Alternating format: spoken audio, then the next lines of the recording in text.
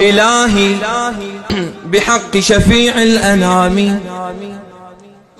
بحق النبي وآل النبي الهداة الكرام، بحق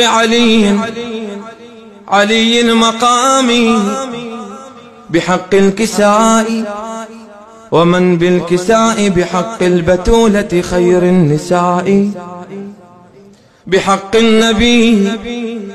بحق الوصي، بحق الزكي، بأم الشهيد وأخت الشهيد، بحق الشهيد المعفر في كربلاء. إلهي بزين العباد وباقر علم التقى والرشاد، بجعفر بموسى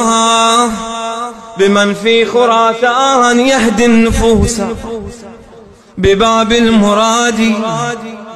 بحق الجواد وابن الجواد علي الحقائق للناس هذه بالعسكري، إمام رضي رفيع العماد. إلهي بحق الحبيب الذي لا نراه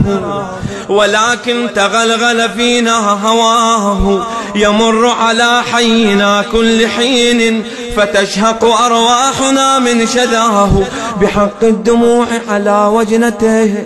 بحق الدعاء على شفتيه، بحق هموم الرسالات تبكي بحزن على كتفيه، بحق اصطبار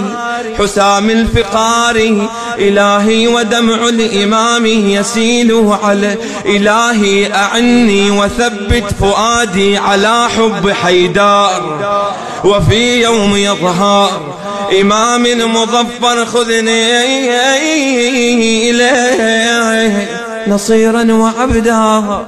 ودعني أموت هنالك حبا بقلب تربى وهام وشبى بحب النبي وآل النبي وصهر النبي إمامي علي.